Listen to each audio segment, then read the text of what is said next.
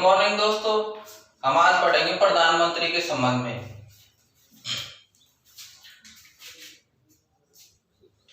प्रधानमंत्री,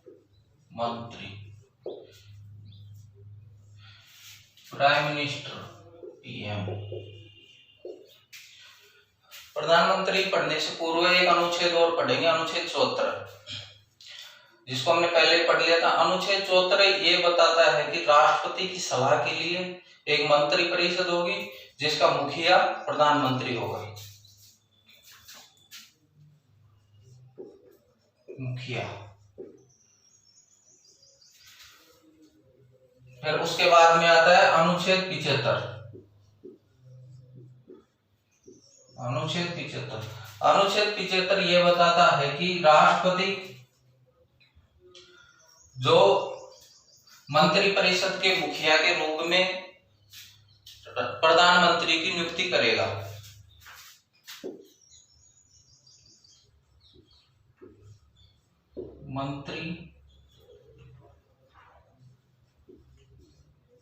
मंत्री परिषद के मुखिया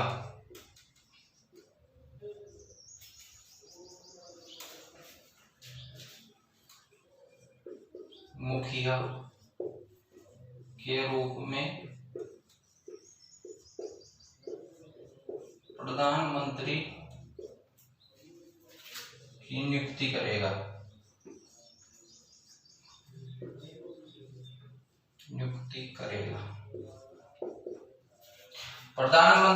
राष्ट्रपति है जो प्रधानमंत्री की मंत्री परिषद के रूप में एक मुखिया के रूप में उसकी नियुक्ति करेगा। भारत में संसदीय व्यवस्था अपनाई गई है, जिसको समझते हैं संसदीय व्यवस्था, जिसमें कार्यपालिका के दो मुखिया होते हैं, जिसमें एक तो है नाम मात्र और दूसरा है वास्तविक।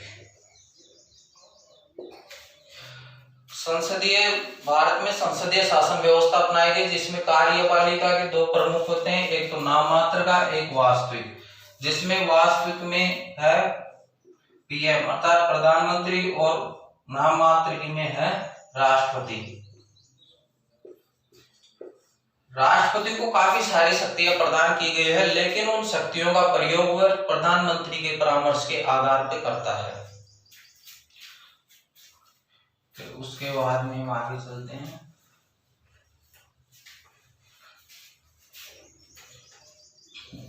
प्रधानमंत्री का निर्वाचन अर्थात प्रधानमंत्री बनने के लिए उसमें क्या योग्यता थोड़ी बहुत निर्धारित की गई है, उसको देखते हैं। योग्यता, जिसको हम ये समझ सकते हैं कि वह व्यक्ति जो लोकसभा और राज्यसभा का सदस्य होना अनिवार्य है, चाहे वो लोकसभा का हो या राज्यसभा का, दोनों का सदस्य होना अनिवार्य है। यदि इसके बावजूद भी वो सदस्य नहीं होता है और किसी व्यक्ति को प्रधानमंत्री बनाना अनिवार्य होता है, तो उसको प्रधानमंत्री बनाया जा सकता है, लेकिन वह अधिकतम 6 माह तक प्रधानमंत्री बना रह सकता है। क्योंकि यदि 6 माह के अंदर वह लोकसभा या राज्यसभा के किसी भी सदन का सदस्य बन जाता है, तो वह पद पे बना रह सकता है। यदि लोकसभा और राज्यसभा का किसी का सदस्यता ग्रहण नहीं करता है, तो 6 माह के बाद में उसको त्याग पत्र देना होगा। तो अब इसमें एक बात और आती है, प्रधानमंत्री बनने के लिए आयु कितनी निर्धारित की गई है, तो उसको हम देख लेते हैं। प्रधानमंत्री बनने के लिए वैसे लोकसभा के सदस्य के आधार पर भी प्रधानमंत्री बन सकता है और राज्यसभा का सदस्य के आधार पर भी प्रधानमंत्री बन सकता है। अब इसमें लोकसभा में तो लोकसभा का सदस्य बनने के लिए 25 वर्ष निर्धारित की गई है, जबकि राज्यसभा का सदस्य बनने के लिए 30 वर्ष निर्धारित कर रही है। क्यों? इसमें अगर एग्जाम में पूछा जाए कि प्रधानमंत्री बनने के लिए न्यूनतम आयु कितनी होनी चाहिए, तो हमको 25 वर्ष करना होगा।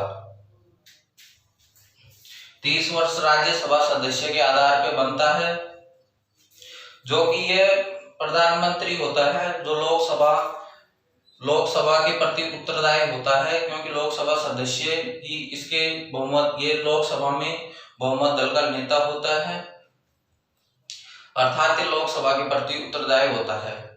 क्योंकि जैसे 2014 से पहले कांग्रेस की सरकार थी, उसमें प्रधानमंत्री मनमोहन सिंह जी थे, वो कांग्रेस से राज्यसभा के सदस्य थे, जो वो राज्यसभा के सदस्य रहते हुए प्रधानमंत्री बने थे, उसके बावजूद भी वह लोकसभा के प्रति उत्तरदायी थे। फिर उसके बाद में पढ़ेंगे इनको शपथ कौन दिलाता है। शपथ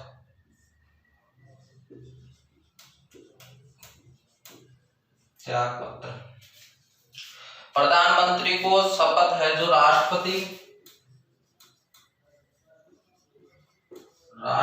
व राष्ट्रपति के द्वारा नियुक्त व्यक्ति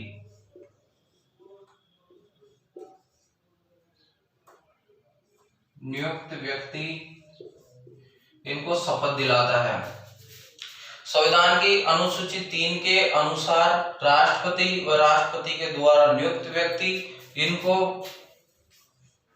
पद व गोपनीय अर्थात इनको 2 प्रकार की शपथ दिलाता है। एक तो लोकसभा या राज्यसभा, लोकसभा का सदस्य होने के नाते इनको शपथ दिलाई जाती है, और दूसरा गोपनीय की शपथ दिलाई जाती है, अर्थात जो मंत्री भी शपथ लेते हैं गोपनीय की शपथ ली जाती है, क्योंकि जो भी मंत्री परिषद या मंत्रिमंडल में जो कार्य होंगे वो गुप्त रखे जाएंगे। इस प्रकार से इनको पद व गोपनीय की शपथ दिलवाई जाती है राष्ट्रपति के द्वारा। फिर उसके बाद में है ये त्याग पत्र किसको देते हैं। प्रधानमंत्री अपना त्याग पत्र राष्ट्रपति को देते हैं,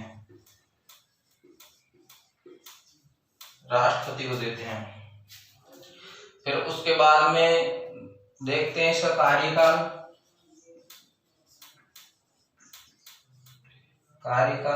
वैसे देखा जाए तो प्रधानमंत्री का कार्यकाल 5 वर्ष होता है, लेकिन 5 वर्ष तो इसका अधिकतम होता है कार्यकाल। यह लोकसभा में अपना विश्वास मत हासिल करने तक प्रधानमंत्री के पद पर रहता है, अर्थात लोकसभा में ये बहुमत दल के नेता के रूप में होता है।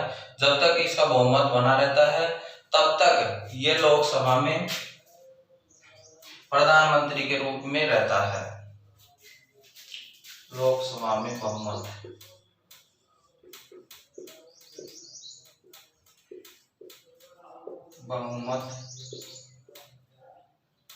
और नेता। अब इसमें प्रधानमंत्री, राष्ट्रपति है जो प्रधानमंत्री की नियुक्ति करता है, वो बहुमत दल के नेता के रूप में करता है। यदि किसी भी दल को स्पष्ट बहुमत नहीं मिलने के बेसिस के आधार पर यदि किसी सदन में किसी भी पार्टी को यदि पूर्ण बहुमत नहीं मिल रहा है तो वह राष्ट्रपति बहुमत दल के नेता के रूप में प्रधानमंत्री की नियुक्ति करेगा, अर्थात 1 माह के अंदर राष्ट्रपति प्रधानमंत्री से ये कहेगा कि आप लोकसभा में बहुमत मत हासिल करो। लोकसभा में 1 माह के अंदर यदि किसी भी पार्टी को पूर्ण बहुमत नहीं मिलता है और वो गठबंधन के आधार पर बनता है तो उसमें प्रधानमंत्री है जो बहुमत हासिल करना पड़ता है, अर्थात 1 माह की समय अवधि होती है, उसके अंदर वह बहुमत हासिल करना होगा। फिर इसके बाद में इसको शपथ होगी, त्याग होगा, कार्यकाल हो गया। प्रधानमंत्री को समय से पूर्व, जिसको हम कह सकते हैं अविश्वास प्रस्ताव, प्रधानमंत्री को अविश्वास प्रस्ताव के आधार पर भी हटाया जा सकता है। यह अविश्वास सर्वप्रथम लोकसभा में लाया जाता है, जो कि लोकसभा सदस्यों के द्वारा प्रधानमंत्री के खिलाफ अविश्वास प्रस्ताव भी लाया जा सकता है। जिसमें यदि वह अविश्वास प्रस्ताव पास हो जाता है तो प्रधानमंत्री अपने पद से हट जाते हैं और उसके साथ में ही मंत्री परिषद को भी अपना त्याग पत्र देना पड़ता है। अब तक अविश्वास प्रस्ताव के आधार पे जो प्रधानमंत्री उनके खिलाफ अविश्वास प्रस्ताव पास हुआ था वह प्रधानमंत्री थे विश्वनाथ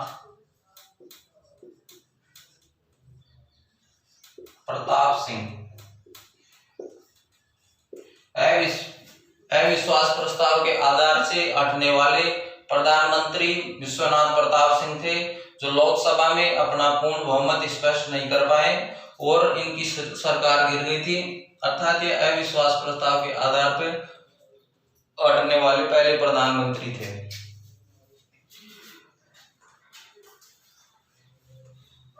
फिर उसके बाद में देखते हैं इसके कार्य।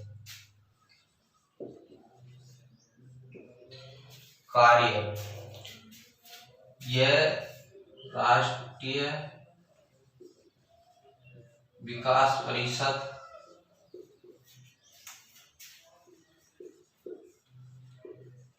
परिषद का अध्ययन अध्यक्ष होता है। फिर उसके बाद में जो पहले योजना आयोग थी अर्थात नीति आयोग का अध्यक्ष होता है। फिर उसके बाद में मंत्रिमंडल व मंत्रिपरिषद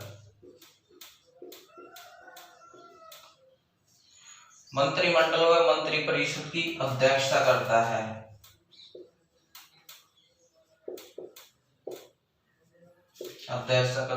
प्रधानमंत्री है जो मंत्रिपरिषद अर्थात मंत्री जिस व्यक्ति को मंत्री बनाना होता है, मंत्रिमंडल अर्थात मंत्रिपरिषद के सदस्यों की सूची निर्धारित करता है। मंत्रिमंडल व मंत्रिपरिषद की सूची बनाना। राष्ट्रपति है जो प्रधानमंत्री के परामर्श के आधार पर अर्थात प्रधानमंत्री जिन व्यक्तियों की सूची बनाता है, यदि इस व्यक्ति को प्रधानमंत्री बनाना है, जिन व्यक्तियों की वो सूची बनाता है उन व्यक्ति को ही मंत्रिपरिषद या मंत्रिपरिषद के पद दिया जाता है।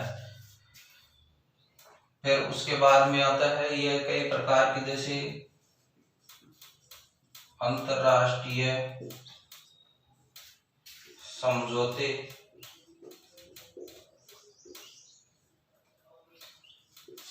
करना,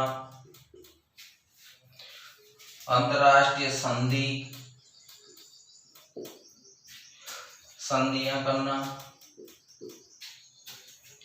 मंत्रिपरिषद व मंत्रिमंडल प्रधानमंत्री है जो किसी व्यक्ति अर्थात मंत्रिपरिषद को मंत्री को पद से हटाना होता है तो वह राष्ट्रपति के प्रधानमंत्री के परामर्श के आधार पर राष्ट्रपति किसी व्यक्ति को प्रधानमंत्री से हटा भी सकता है। उसके बाद में और इसके कई प्रकार के कार्य हैं, जैसे मंत्रिपरिषद व राष्ट्रपति के बीच मध्यस्थता की भूमिका। मंत्रिपरिषद व राष्ट्रपति के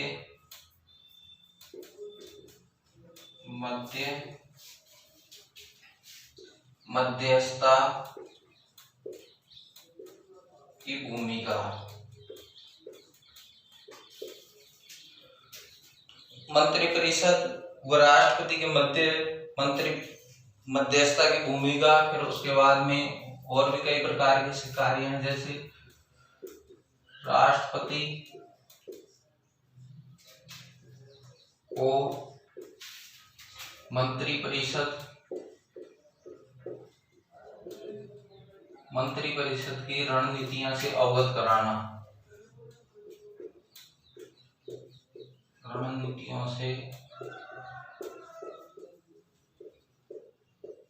अवगत कराना। प्रधानमंत्री को कई प्रकार की, प्रधानमंत्री को वास्तविक रूप से कार्यपालिका का हेड होता है, जिसको हम कह सकते हैं नाम मात्र का राष्ट्रपति होता है। प्रधानमंत्री कार्यपालिका का वास्तविक हेड होने के नाते उसको कई प्रकार की शक्तियां दी गई है, जिसमें वह राष्ट्रीय विकास परिषद का अध्यक्ष होता है, नीति आयोग का अध्यक्ष होता है, मंत्री व मंत्री परिषद की अध्यक्षता करता है, मंत्रिमंडल व मंत्री परिषद की सूचियां बनाना है, किस व्यक्ति को मंत्री बनाना है वो सूची बना के राष्ट्रपति को देता है, उसके आधार पर राष्ट्रपति की नियुक्ति करता है।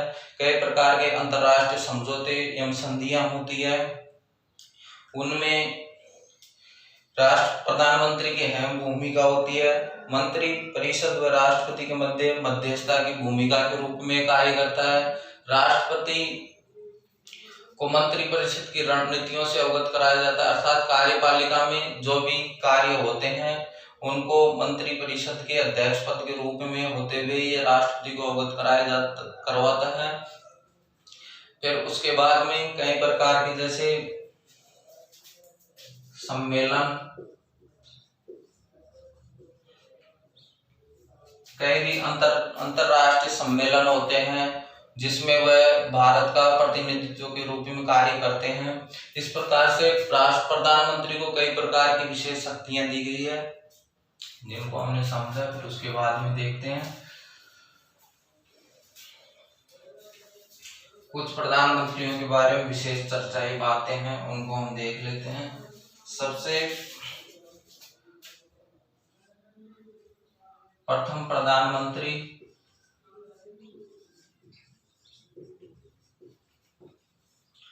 पंडित जवाहरलाल नेहरू थे।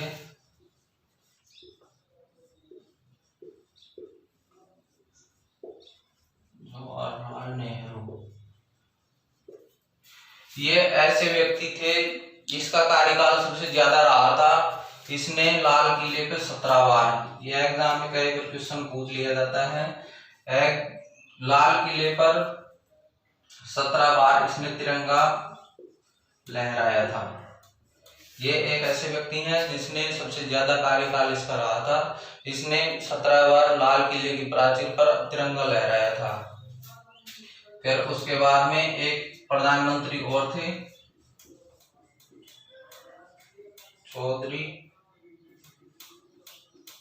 चरण सिंह।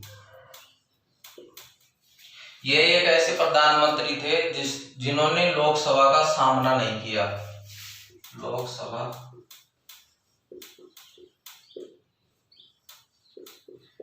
का सामना, अर्थात ये जुलाई 1979 में प्रधानमंत्री बने थे। फिर उसके बाद में ये जनवरी 1980 में प्रधानमंत्री से हट गए थे। अर्थात ये एक ऐसे व्यक्ति थे जिन्होंने लोकसभा में सामना नहीं किया था। वर्तमान प्रधानमंत्री